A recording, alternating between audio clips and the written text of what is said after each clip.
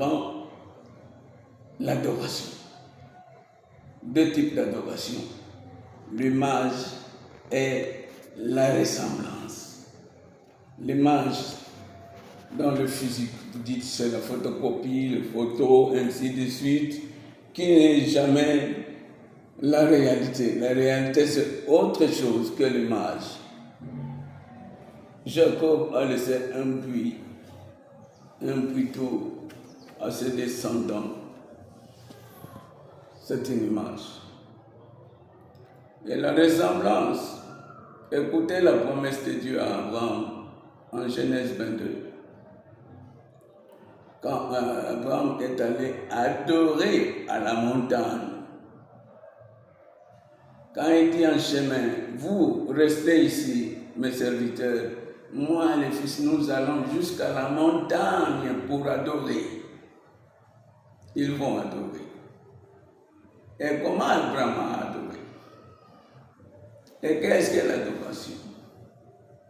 Écoutez, c'est Dieu qui a demandé à Abraham, donne-moi ton fils, ton unique, Isaac.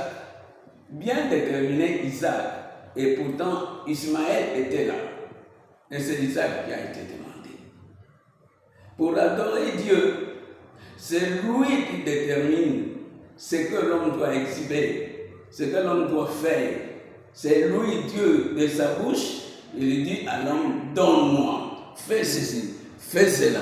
Et sans hésitation, ni murmure, ni faux raisonnement, Abraham s'est exécuté. Et il a exécuté son fils. Mais Dieu est intervenu pour dire, arrête, j'ai vu ton cœur, j'ai vu ta foi. Maintenant, sache, je te bénirai, et toutes les nations de la terre seront bénies en ta postérité. Genèse 22, 16 à 18.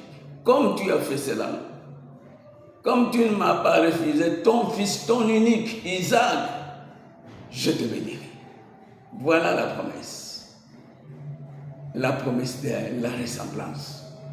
Donc, c'est de là Abraham a donné sa descendance, que là vous avez Jacob qui a laissé le puits à tous les hommes d'Israël. C'est là où tout le monde s'abreuve, même les troupeaux. Mais Jésus-Christ, la ressemblance est venue pour dire, arrêtez de boire le puits terrestre. L'ainsi dit l'homme, vos vaines manières, le péché, la mort, comme vous voulez. Arrêtez de faire ce que vous faites.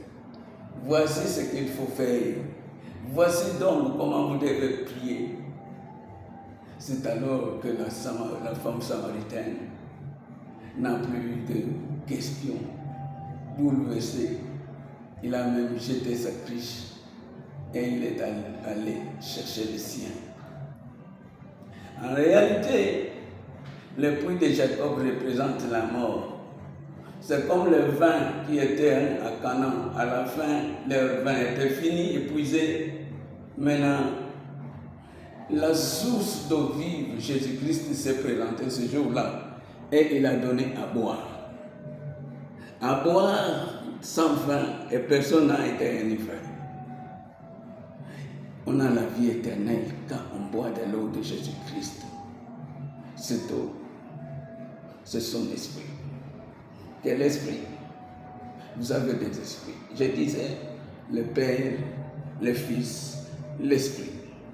Voilà maintenant, c'est le tour de l'Esprit, représenté par l'eau. La première eau, maussade, mortelle, le puits de Jacob, c'est la vie terrestre. C'est le monde avec ses convoitises, avec ses passions, avec ses bouleversements pour conduire à la mort éternelle. Donc tout est mort. Tout est mort. Dieu a créé l'homme dans la mort, dans la souffrance. Dans la souffrance. Afin de lui donner la jouissance après. Afin de lui donner la vie. la vérité aujourd'hui par Jésus-Christ. Bien-aimés, que Dieu vous bénisse, vous qui avez choisi de nous écouter aujourd'hui. La vie ne pouvait pas venir aussi longtemps que la mort régnait sur la terre. Il y avait un temps arrêté d'avance par Dieu. Quand les jours étaient accomplis, dit Galates 4, Dieu a envoyé son Fils pour venir nous racheter. Qui nous a vendus, c'est lui. Et qui doit nous racheter, c'est lui. D'où est venu le péché? Oh, l'homme ne voit que le mal, l'acte posé par Adam. En fait, lui n'a fait qu'exécuter un acte. Mais le péché, je dis ici, c'est un esprit. C'est le mauvais esprit de Dieu, appelé la chair.